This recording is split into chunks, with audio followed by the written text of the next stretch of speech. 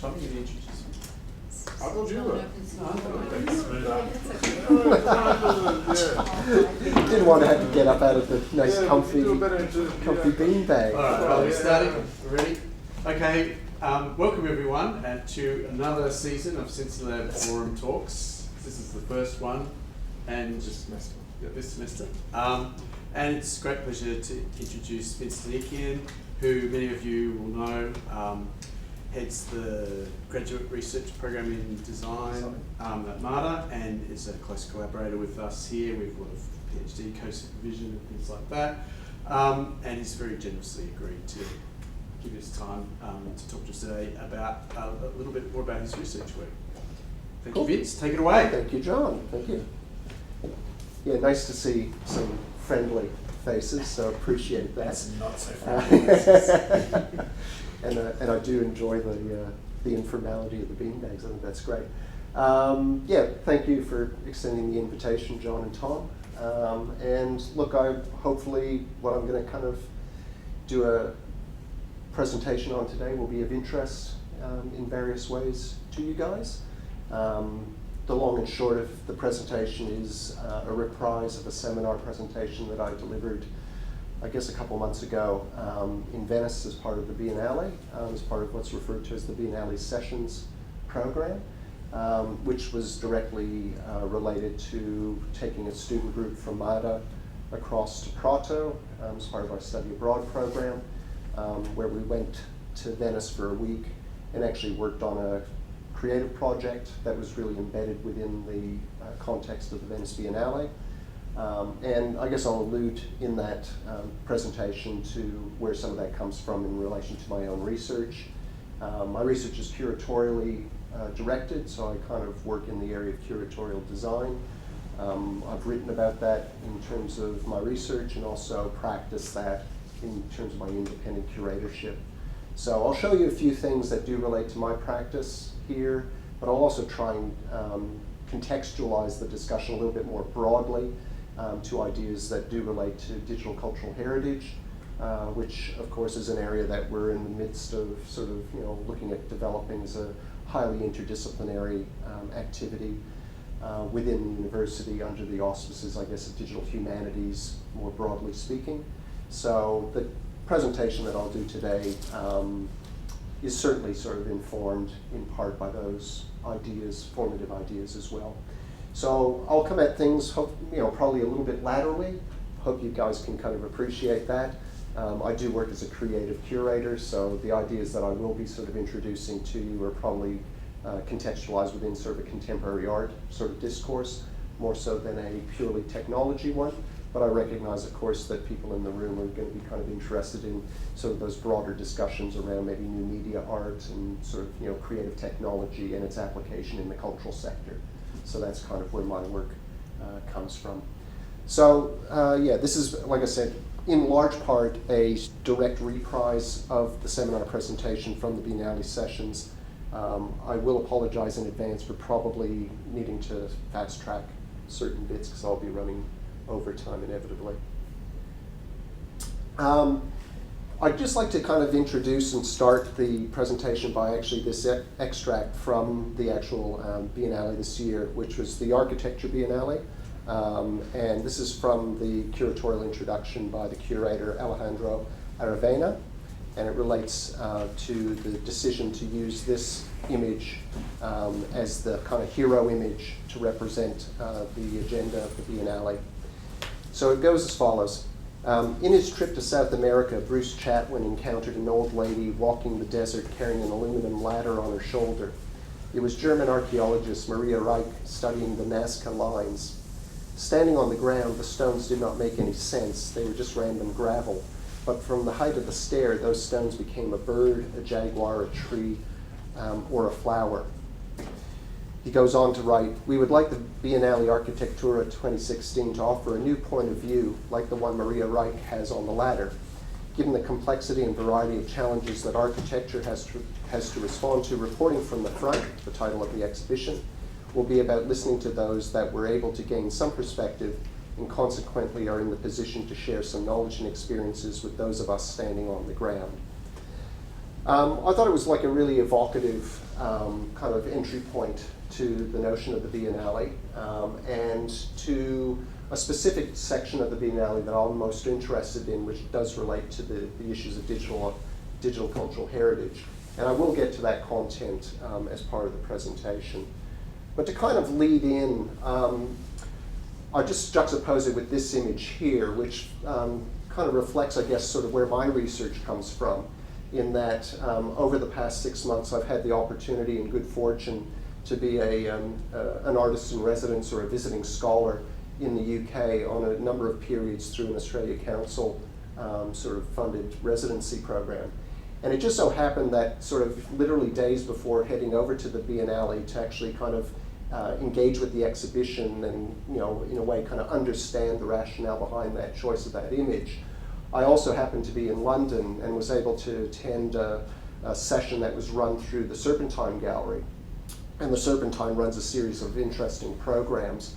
And as part of the program that was presented on that night was a performance by an contemporary American new media or post-internet artist named Sandra Perry, which just so happened to have her kind of also performing this desktop performance, which kind of involved a number of different sort of video feeds running literally off her desktop, as well as her own sort of performative interaction with that. And it just sort of struck me as this interesting kind of juxtaposition between the way that we think about, in a way, sort of, you know, the nature of sort of heritage, and in this sense, sort of the archaeological interests that are represented in the image on the left, and how they also kind of connect to maybe a contemporary sense of cultural heritage as being highly personal, about activation, and about the way that we actually use, I guess, our engagements with media as part of a building up of our own kind of personal archives, our own kind of cultural heritage, and how we reflect that. And it's certainly the nature of Sandra Perry's work, which is highly autobiographic, but can also be looked at as being a cultural expression or a cultural comment as well. So it's across that kind of broad gamut of interests that, you know, the rest of the presentation will kind of cover territory within that. So I'm looking, I guess, at 4 main sort of areas: artistic interventions that engage with cultural heritage. I'll look at aspects of curatorial design practice specifically in terms of my own research and my own practice-based engagement with curatorial practice. Look at some ideas that relate to cultural heritage, and specifically ways that digital cultural heritage could be maybe recognized in a series of different practices. And finally conclude with the exhibition that I was alluding to that was nested inside of the Biennale this year, which was called The World of Fragile Parts, which was a curated project by the Victoria and Albert Museum as part of this year's Biennale that I also had some insight into. So I'll start just quickly with some artistic interventions, just to set the scene, I guess, in a way, to represent that kind of broad gamut between, I guess, kind of, you know, the deep and meaningful and kind of, you know, historical long timeline that we associate with cultural heritage, to also the present day and the ephemeral. So this is actually a current piece that was actually commissioned in Rome, which, as part of our Culturescape tour to Italy, we took a group of students to see this particular site. This is a work by William Kentridge, the contemporary South African artist, which was about a 5-year project leading to this series of, I guess, kind of graffiti mural drawings that lined approximately a 1 kilometer stretch of the river in Rome. And again, there's a project called Triumphs and Laments, where the artist is kind of harvesting, you know, the legacy and the long history of, I guess, cultural references that relate back to kind of Rome and Roman culture, and to sort of use the language of graffiti, which we do associate with being a very contemporary form, but of course does go back to the Roman era, and to sort of look at ways of kind of connecting the present day then with this kind of long history. And again, a very engaging and intriguing sort of piece in and of itself. To kind of juxtapose with that, Charlie Sofo is a local artist, Melbourne-based artist, who will actually be spending time over in Prato as part of the upcoming sort of artist residency program that Mada has introduced to the Prato Center. And Charlie is this year's artist who will be spending time over there working on projects. And I'm showing his work because he deals, in a sense, with the autobiographical and the highly sort of personal, but he also kind of deals with material culture in a very intriguing way, where, again, the overlooked and the happenstance and the ephemeral is actually kind of brought to the surface in his work. And while he still uses similar kind of archaeological sort of tropes, the subject matter is actually something that is much more sort of commonplace. But in a way, it's sort of, again, blurring those lines between the seriousness, let's say, of cultural heritage and the idea of the playfulness that we can bring to it in terms of recognizing that we're making history in the everyday as well. So this is a piece of his, as you can see, we've found objects that were replaced from a series of trailers in North Kent, Brunswick, and part of an exhibition that was hosted at MUMA a couple years ago. And, you know, in terms of my own sort of work, this is a piece of mine that was exhibited at IZEA a few years ago, which was called The Ammonite Order. And it's a work that I guess sort of I recognize or understand as sort of factoring into some of these ideas around artistic interventions with culture and cultural heritage. So this is a few images from the installation of the work. And the backstory to this is circa 2008, I was a visiting artist at the Slade School of Art in London. Had an extended sort of period of residency there as part of finishing off my PhD program. And, you know, ostensibly the purpose of being over there was to kind of come up with this sort of creative work that would be part of my examination exhibition, and to kind of develop a project that was informed by curatorial practice, but also, I guess, an experimental way of demonstrating some of those ideas that I was playing with around curatorial design. And the thing that I kind of sort of was inspired by was this sort of, you know, kind of fortuitous encounter that I recognized on my sort of daily sort of walking route to the studio, which was located in Bloomsbury, right in the heart of London, was that there were these two plaques marking kind of the cultural heritage legacies of these buildings. And again, if some of you have been to London, you probably recognize that you know, the rich kind of cultural heritage that is there in London is marked on occasion by these markers that kind of says things like so-and-so lived in this house at a certain period of time. And of course, Bloomsbury, which was kind of really, in a sense, the center of the cultural universe, certainly, going back to the 1800s, was kind of a site where you see these pretty much on every street, in almost every street corner. And it just so happened that, you know, on my walking route, I discovered that these two plaques were basically juxtaposed across the street from each other. On one side of the street, there was this building that marked the house that George Dance, a neoclassical architect, sort of lived in. And opposite was where the house that Charles Darwin used to live in was, which was now part of University College London. Inside that building is also where the museum, the Grant Museum, is located. And the Grant Museum contains the natural history collection that Darwin also studied. Okay, so it had sort of things that came back from the Galapagos Islands, and it was used as a teaching resource. It was a pedagogical collection.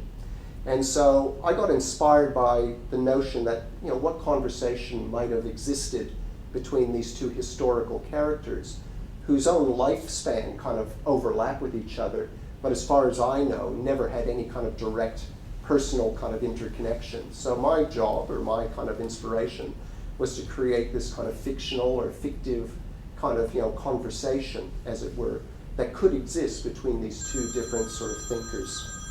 I don't think that's me. And so my inspirations for doing this project were quite wide-ranging and kind of eclectic.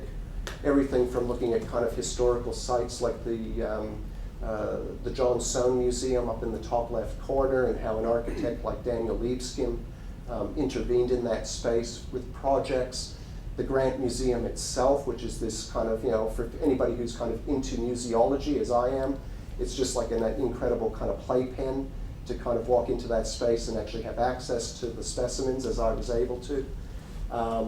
the relationship that something like the ammonite, which is actually the fossilized form that you see represented in that sort of natural history drawing, how that was inspired as part of the concept of the work, how contemporary artists or kind of influential artists like Marcel Broodtreers, how his work kind of sort of informed my institutional kind of critique, and likewise how exhibitions in the Tate that I encountered, how they worked in space, and a range of ideas came together then and expressed themselves in a highly kind of orchestrated spatial format, but how that spatial architecture in a way also, as you can see translating here, into two rooms that basically act as mirrored images of each other, how those are also kind of intersected with digital media, and how the visitor to the space would actually be guided through that space using a handheld device. So going back in time,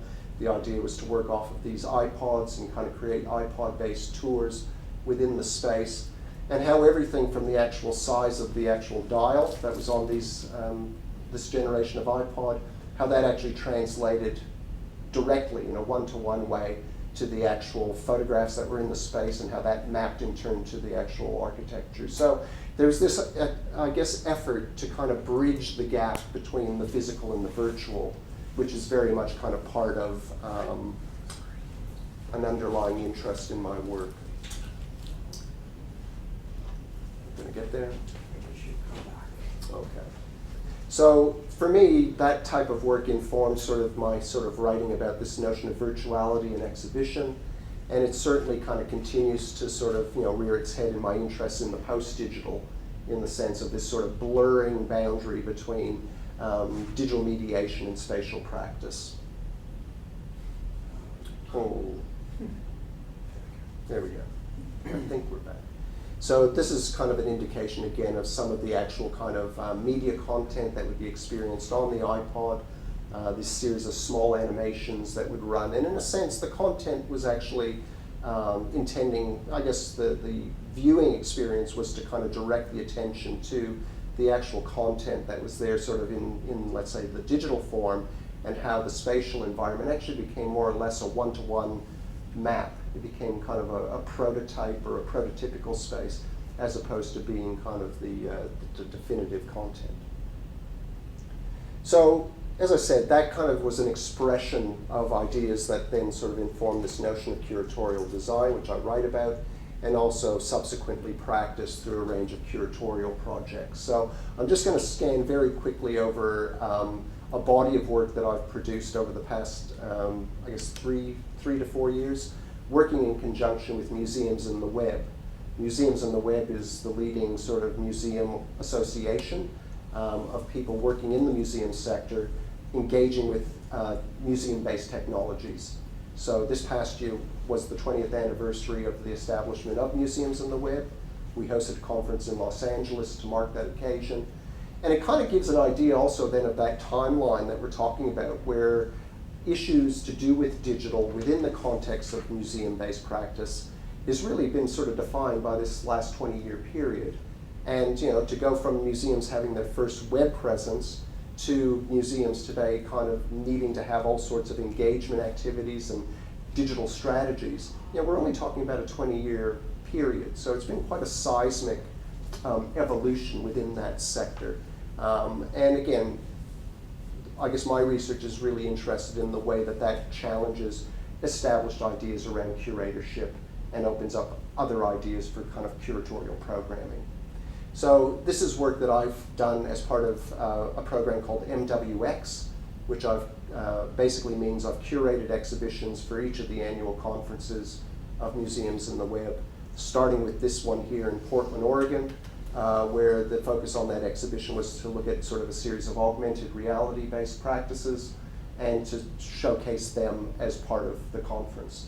So this is work by John Craig Freeman, who's a member of Manifest AR, one of the leading sort of, I guess, kind of, again, sort of loose associations of practitioners working around augmented reality technology as art practice. So this was a piece of his that was originally commissioned for the Los Angeles County Museum of Art, which we restaged and kind of relocated as a series of these virtual sculptures that would be found within the immediate precinct of the conference facility or conference venue bordering onto the river here in Portland. Other sort of projects that kind of come out of that sort of MWX program, the following year, the conference was based in Baltimore. So working in association with the Baltimore Museum of Art, we hosted a series of micro performances by the artist Dan Dziekan. Dan's a mixed media artist. He's a music practitioner as well and presents his own sort of stuff at major music festivals. The week before we had his performances here at the BMA, he just finished wrapping up a tour with Arcade Fire in North America. And his piece is a very highly interactive piece, instruction-based work that kind of blends mobile technologies along with very sort of, instructional interactions. So again, this became really kind of a series of almost like seances that kind of occurred within this really distinctive room at the BMA. The following year, which was last year, in April, we had the conference in Chicago, and the curatorial approach that I took for that show, working in conjunction with the Museum of Contemporary Art there, was to focus on the distinctive new media scene in Chicago, which is referred to as dirty new media. It's a particular kind of aesthetic that is kind of highly recognizable as a Chicago-based kind of approach to new media practices. And again, we showed a range of different artists working in that space. All of the works are highly interventionist, so in a sense, these exhibitions are not like you walk in a room and there's a series of works kind of found within a containable space. These are kind of happenings, performances, ephemeral artworks that kind of occur in a whole range of different ways. So we did everything from having a secret hotel room with artist installations in it, through to network performances by kind of leading artists like Branger Briz, to augmented reality experiences and tours within the city. So this is a screenshot of one of those projects by Jeffrey Allen Rhodes, who worked with the History Museum in Chicago to kind of work with sort of archival photographs of kind of the Chicago kind of downtown, and sort of juxtaposing that with augmented reality. And work by somebody like John Cates, which were these sort of, again, sort of guerrilla type interventions with, dead drop kind of objects found throughout the conference, and using social media as a way to direct people to where to find USB sticks located around the city and things like that. So again, these are the kind of, projects that I engage with through my curatorial work. And locally, late last year, we hosted the Museums in the Web Asia conference here in Melbourne with Museum Victoria. And as part of that exhibition, working in conjunction or working kind of with a colleague at the Museum Victoria, we developed this app-based exhibition prototype, which we referred to as Ars Incognita.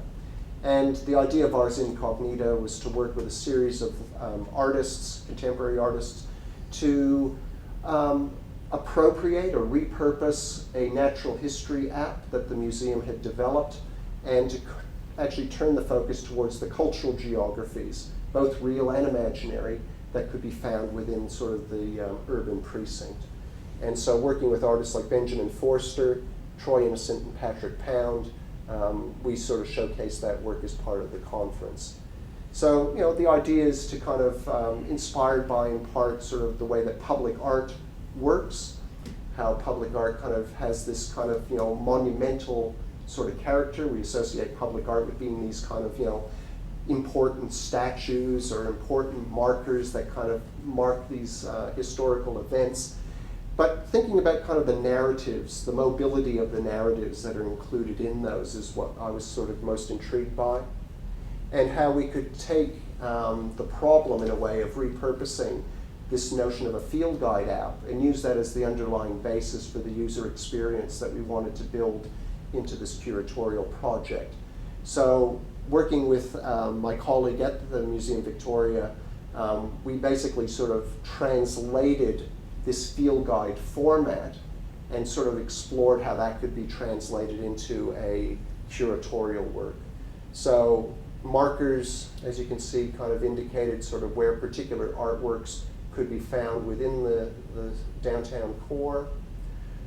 We explored kind of the sort of taxonomic structure that was kind of associated with that field guide and translated that to this project.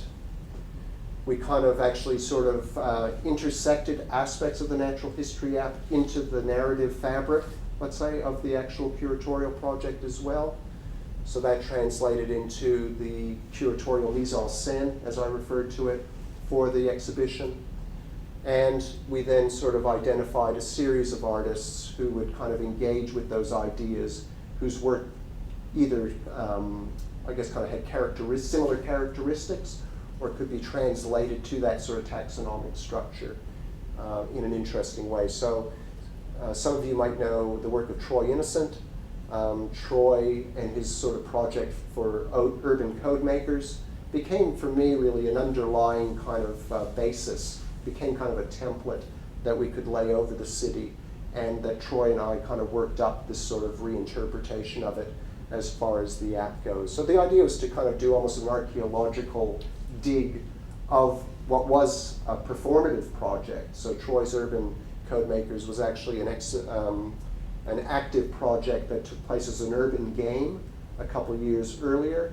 And what you would find would be in a series of different locations within the city, these different locations where you would find these particular glyphs, okay, characteristic of Troy's work, located sort of camouflaged into the urban environment. So part of the project was to actually kind of find out whether some of these are still around, to kind of document them, and for Troy to actually go through that process of taking that taxonomic structure, okay, and actually representing his project through that particular lens.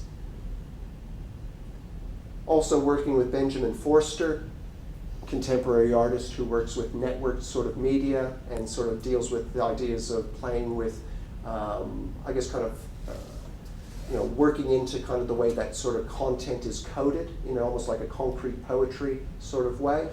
What we did with Benjamin's project was he was basically interested in sort of exploring the archives of libraries, and how by actually sort of bringing this sort of poetic approach to that content, we actually identified a series of different sort of books that a visitor would kind of have to discover, and inserted into those books would be these bookmarks that you would find. So again, the app would provide you with clues to kind of where those locations were, and there'd be these sort of physical dead drops, in a sense, to be found within the actual library itself, the state library.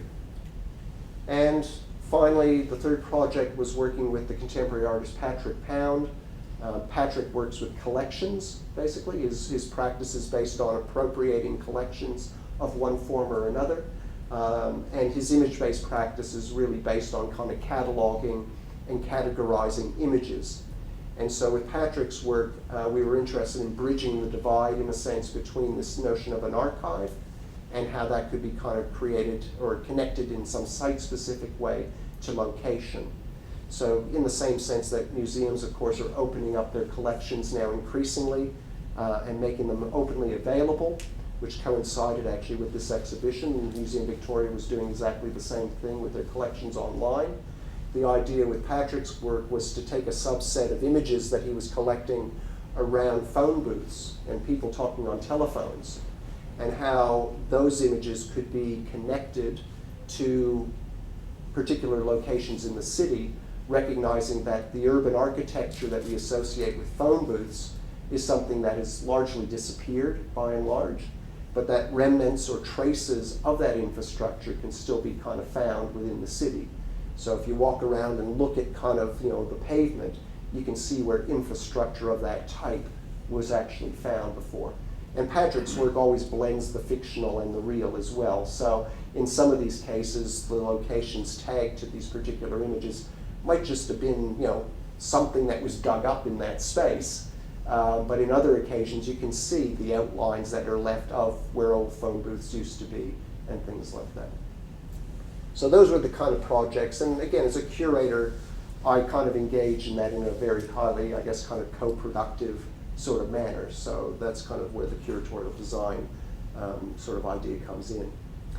To shift the focus then maybe towards digital cultural heritage or cultural heritage a bit more specifically, I'm going to show you just a series of different sort of artist-based projects that do engage with cultural heritage, again, in some specific ways.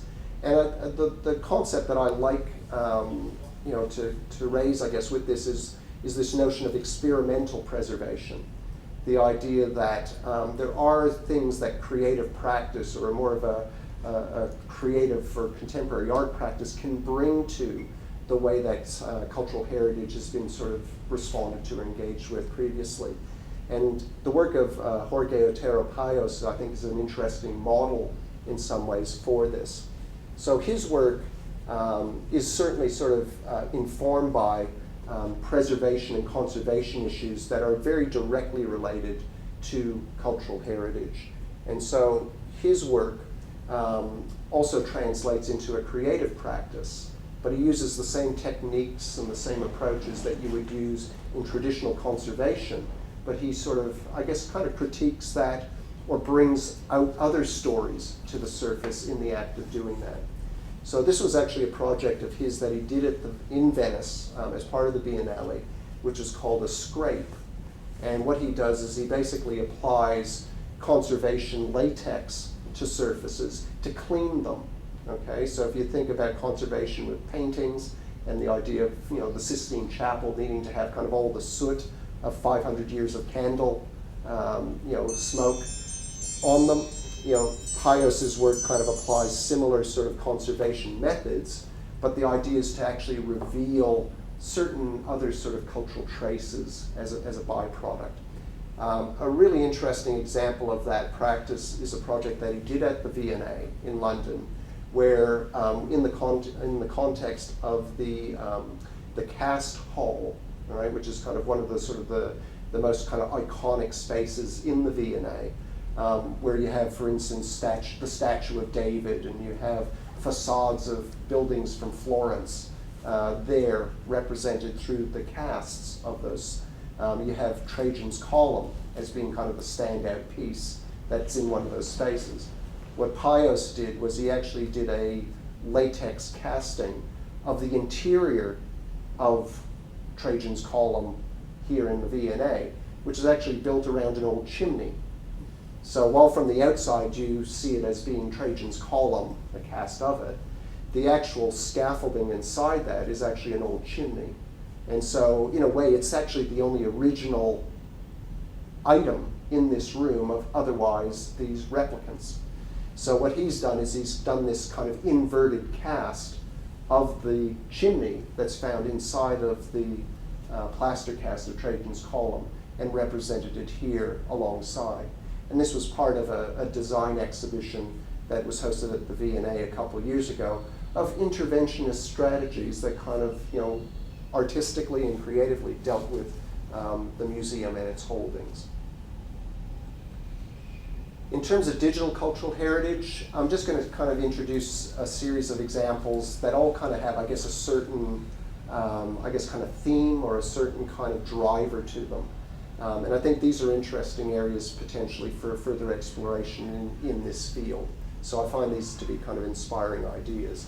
So the idea of recreation is one of these sort of strategies.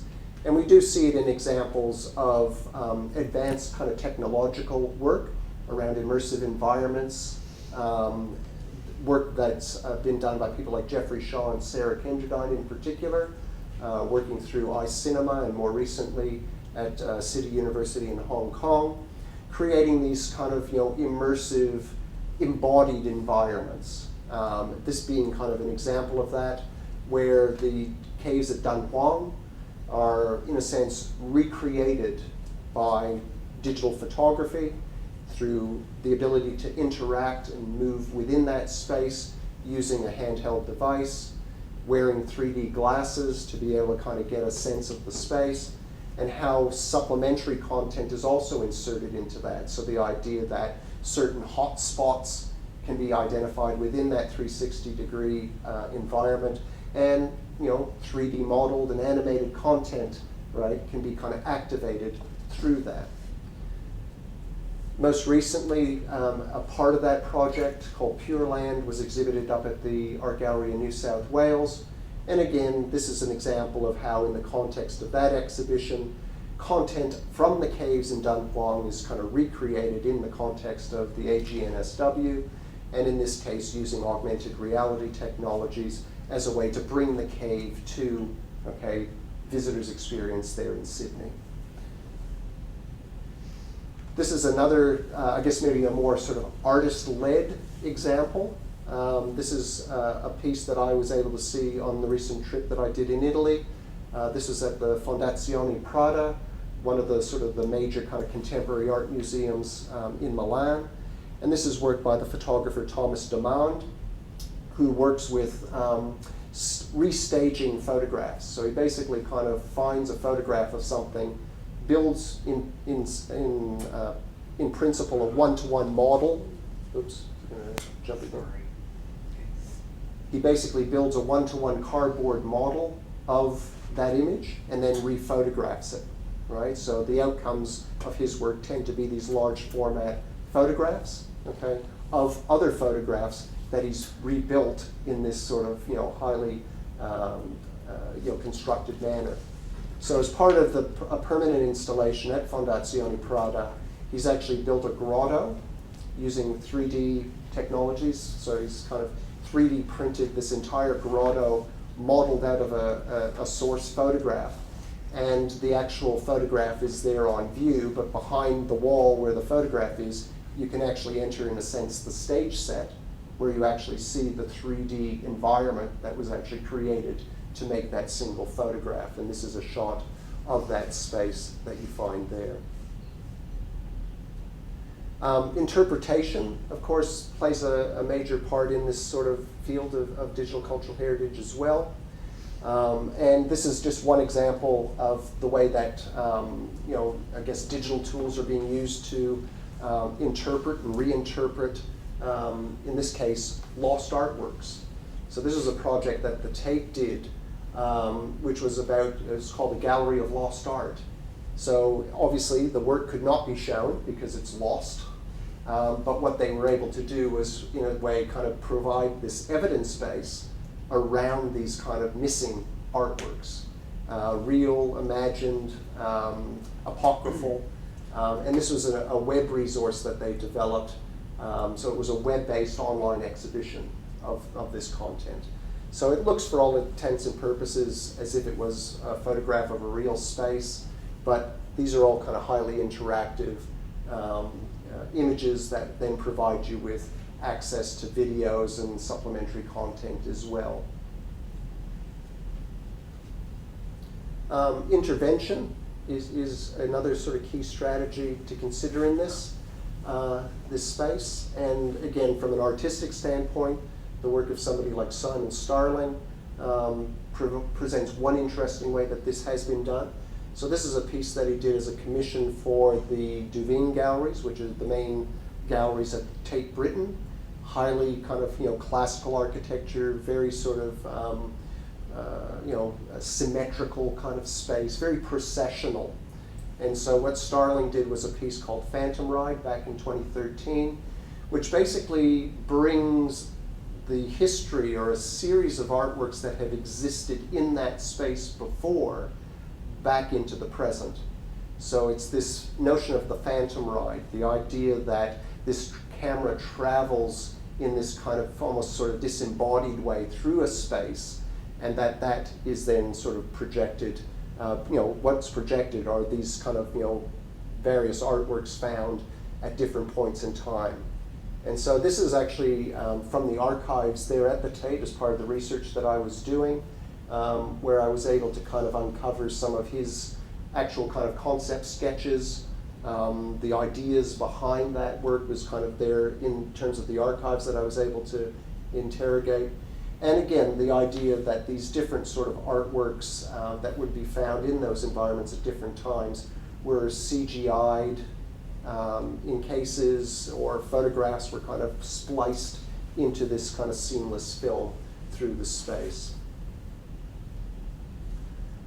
Performativity, I think, is a really important sort of, I guess, trope within thinking about activating cultural heritage. And we associate today the idea of kind of gallery tours or walking tours, apps that kind of give you these types of experiences as being a bit commonplace. But I still think kind of some of the strongest work that's been done in that space goes back to an early work like this from, I think, 1998 by Janet Cardiff. Janet Cardiff sort of created a series of walks, which were audio tours, basically. These were on Walkman-based platforms originally. They've been sort of emulated and upgraded today, so you can do one of these walking tours from the Whitechapel Gallery in London still, even though parts of the neighborhood around the Whitechapel have changed. The actual tour still takes you through those environments. It's quite an interesting experience. And this is an example of a piece that was called the Villa Medici Walk. And so these are highly narrative-driven, fictionalized sort of, narratives that you are kind of led through spaces, okay, in very, very intriguing ways. And of course, one of the most interesting aspects of this work is just the way that the real situation blends with the fictional one and how they kind of cross over on each other in these kind of really sort of serendipitous ways. And another sort of trope certainly involves the actual engagement of audience through interaction. So we take ideas from the field, let's say, of immersive gaming or perversive gaming, alternative reality gaming, work by people like Blast Theory, or groups like Blast Theory with a work like Writer Spoke. Again, presents interesting models for thinking about how engaging audience in a very direct way in producing content as well as activating content, how that can kind of be done by drawing on these sort of other sorts of metaphors or other sorts of strategies. So I'll conclude with just sort of firing off a few examples that come from the World of Fragile Parts exhibition. This was an exhibition, as I said, that was curated by Brendan Cormier at the Victoria and Albert Museum.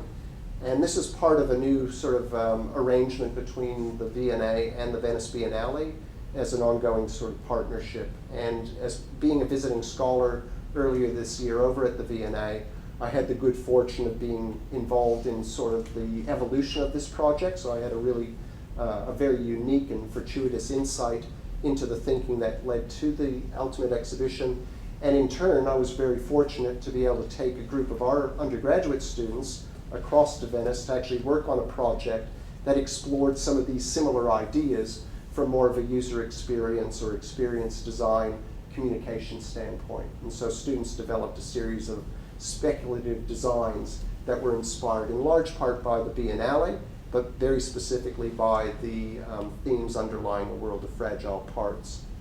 Basically, the exhibition itself is creating this kind of, spectrum of continuing activity of the museum in relation to how it understands monuments and how monuments are always in flux, okay? And in a way, the origins of the V&A do go back to the notion of the plaster cast and how the plaster cast was conceived or considered as this sort of mass medium for universal reproduction.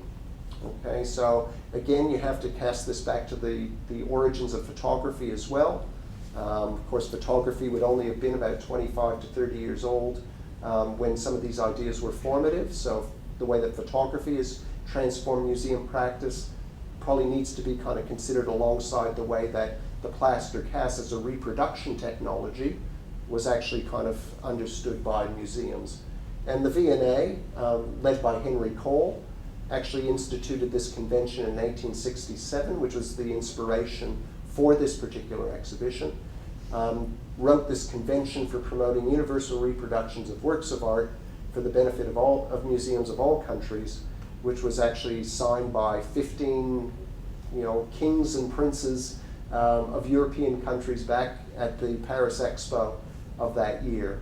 And this became this notion that museums were not about necessarily the singular precious artifact, but that their role was to actually look at spreading that cultural heritage as widely as possible, and that the mass medium of the plaster cast was the preferred medium for doing that at the time.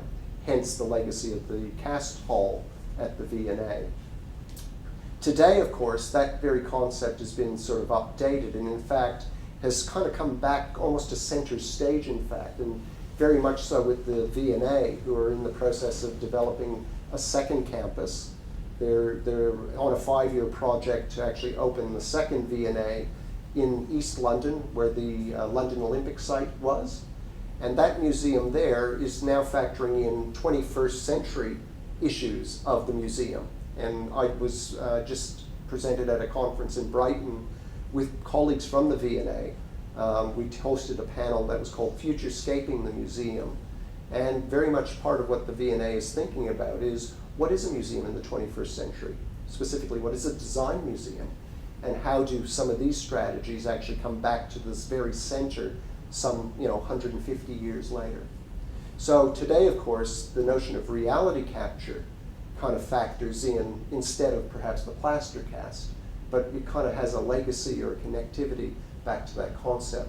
So notions of real-time digitization, techniques like photogrammetry and 3D modeling, and how that also taps into kind of massive worldwide and scaled image sets and data sets, and how that actually can be harnessed as part of a museum practice.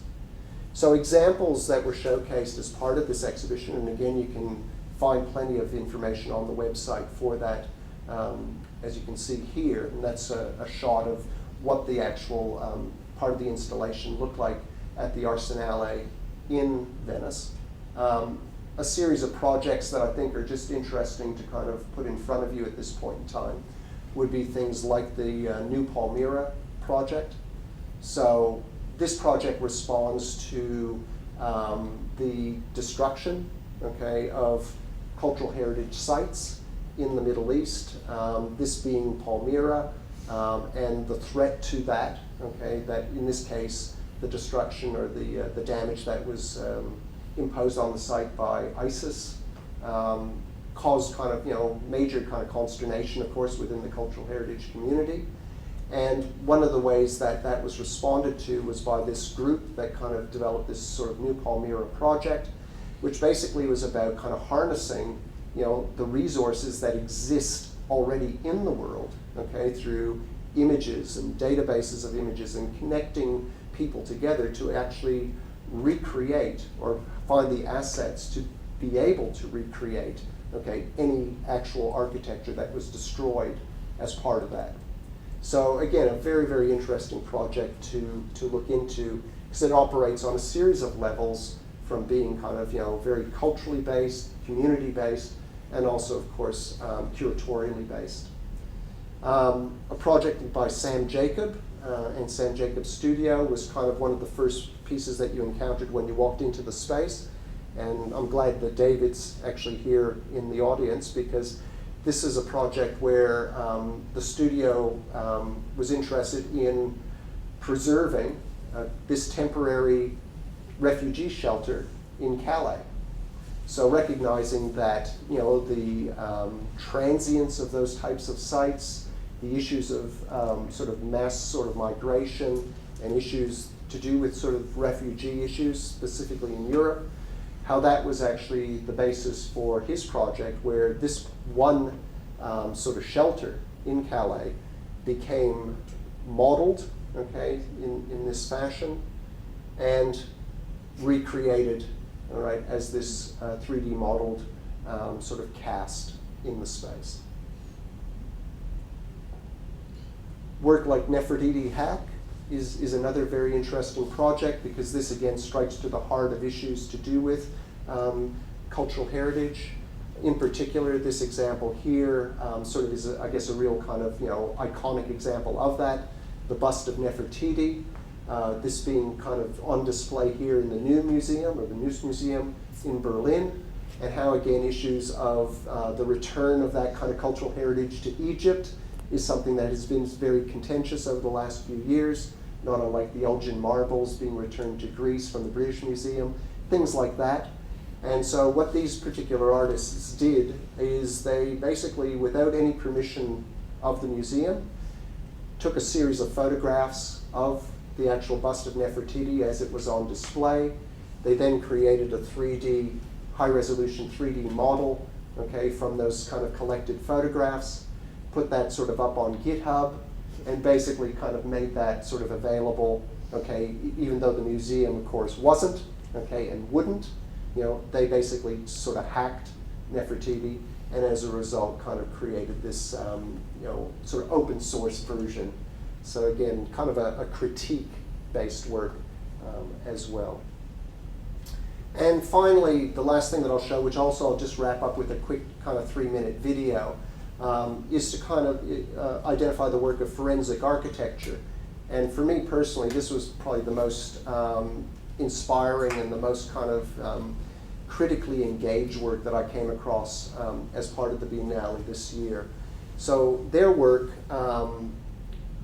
basically again, sort of like some of those other examples, draws and harnesses our connectivity and also the way that, you know, data is actually kind of everywhere around us. And that means, you know, content that people have kind of captured on their mobile phones that they upload to YouTube. We understand through things like the Arab Spring how social media was used as part of that sort of, you know, political uprising.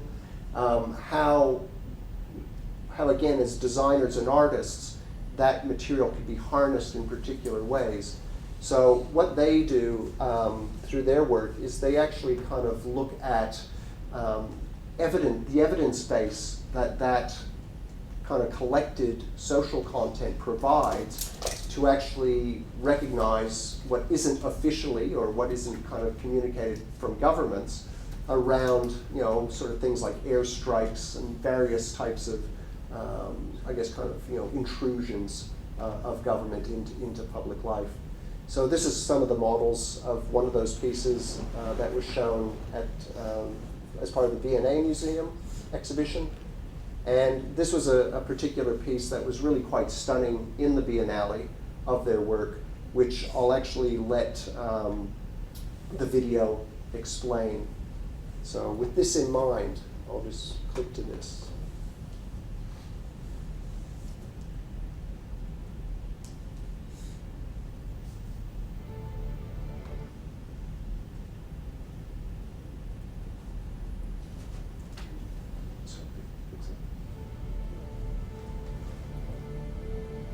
Forensic architecture is the presentation of architectural evidence in courts. It is also the name of an agency that we've developed in London. It's composed of architects and artists and filmmakers, of course, lawyers and scientists too. And our aim is to provide architectural evidence for human rights cases. So we call ourselves a counter-forensic agency. That means we're not like the police looking at citizens. In fact, we're looking at the crimes of the police. We're looking at crimes of states and militaries. And we are looking in architecture for evidence of these violations. So forensic architecture has so far undertaken about 20 or 30 different cases in international courts in the UN and other places. Here, we show only 4 of them, but we show them in great detail. And we are showing the way we work as architects. This is an architectural exhibition. So we thought to show really how we use architectural techniques and know-how, drawings, plans, models, animations, as evidence to produce knowledge about things that only architect could actually uncover. We have chosen 4 of our more recent investigations. An investigation of drone strikes in Pakistan, where we're looking at the video evidence, somebody filming on one smartphone a ruin in Pakistan, and from those bits and pieces we compose the room where that violence has taken place. We find where this room is in the city of Miran Shah in Pakistan, and we also able to figure out what weapon was used to bomb that room. And we discovered that it was an architectural munition. By creating a one-to-one model, we are able to use the Biennale not to display our work, but as a laboratory to work. In fact, we build this one-to-one model in order to analyze exactly by looking at the strings where the blast has taken place. Where we know where this blast has taken place, we can figure out what bomb they were using, and therefore to even say to the manufacturer that they were part of a violation of international law and human rights. So most common evidence that is being used for human rights is satellite images. But the problem is that the pixelation of satellite images are like the tiles here, are 50 by 50 centimeters. That means that you cannot see humans in them. The size of the pixel stamps out the people from the image.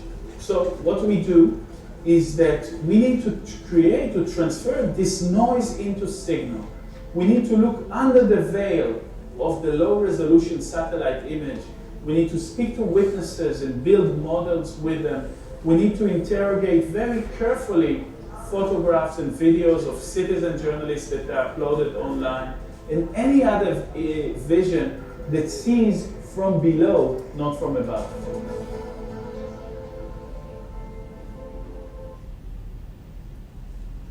So, like I said, an incredibly sort of fascinating project.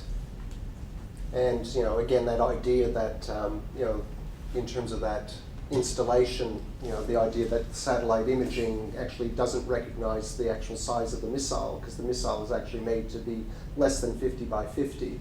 So there's no sort of evidence trace from satellite imagery of that. So all of the type of content that is needed to sort of deduce from that is all based on kind of that content from the ground up, including, as you saw in the installation there, the outline where they could trace 3 people actually having been in that room who would have been killed by that blast because of the way that the shrapnel reflected into the wall actually created their outline shapes.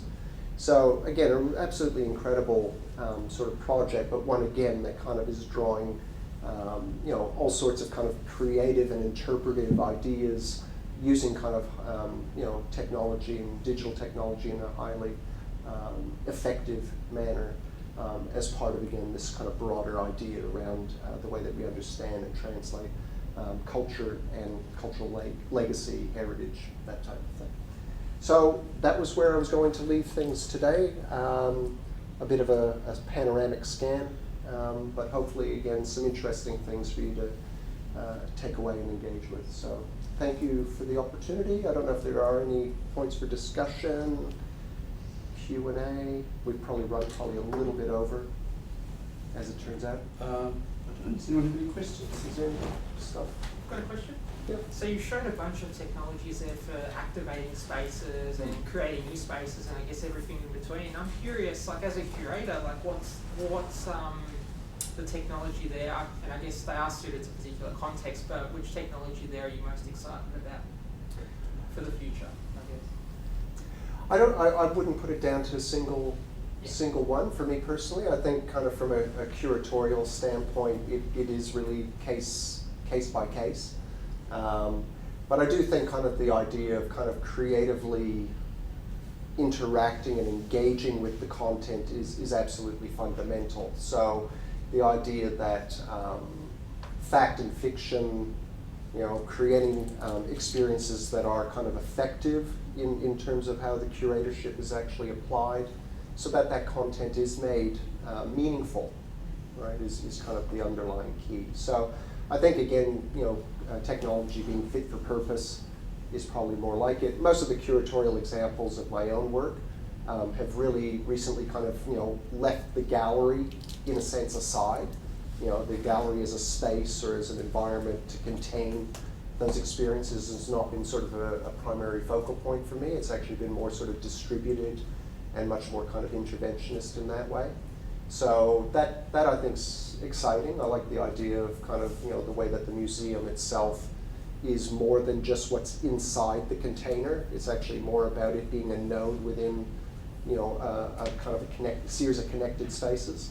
So I think curatorship that kind of engages with that is, what I'm probably most excited about. Any other questions? I have one. Tom, yeah, Vince, you mentioned you took some students to the Venice Biennale this time, and you've been teaching in Prato often. We've talked about this a little bit. So, I mean, could you elaborate or tell us a little bit more about perhaps how some of these ideas you've discussed here, you put them into projects that students do, and have any of these taken place in Prato? Or these I think most people here are probably aware of kind of the activities that most faculties kind of engage with at Prato. Certainly art and design's been very, very active for I guess 15 years in terms of Prato based activities. And of course originally the main inspiration or the main kind of incentive of going to Italy, and specifically kind of being so close to Florence, was to kind of really kind of engage with kind of the real thing. Right, the architecture, the actual paintings by Botticelli, or there's kind of the statue of David, in the Accademia, even though most students initially think the real one's the one sitting out in the square. And so you kind of sort of, for me, the exciting thing about Prato, and the exciting thing about us actually using Prato as an interesting playpen for ideas around cultural heritage, is really kind of the nuancing that you can really appreciate by being there. So it's not just about the real thing, it's also about all those slippages, right? So things like the notion of the cast, right? The idea of kind of that statue of David in the, outside the Palazzo Vecchio versus, the sculpture that's there in Accademia. That becomes very, very apparent, and it becomes very immediate, and ideas can kind of flow from that. And I think where that goes then is it connects kind of the history with the immediacy of the everyday and the contemporary. So especially that's one of the rationales, I guess, for why when I introduce stuff like this to students over there, and when I've done a lecture like that there, it's really about how kind of the contemporary issues that we see in contemporary art, design, the type of projects that we've seen here, how those actually really resonate when you actually can bounce them up against this idea of history and kind of historical legacy. So for me, it's really about kind of the contemporary meeting point, I guess, of those ideas. Yep. Yeah. Dom would have been somebody who experienced Prato going back to what, 2012, I think it was. Before you say 20 years ago. Wasn't it? Yeah, it was 2012, I think, when you kind of came and did that as well. So like, you would have had a really kind of interesting kind of perspective on kind of how being there and how that influenced your own way of looking at Well, I guess the world. Yeah. First, like, proper design research projects. Yeah. Pretty Okay, we're over time, so we have to Thank you. finish it, but thanks so much, Vince, for coming. Thank you. Please join Thanks me for in the thanking Vince. invitation.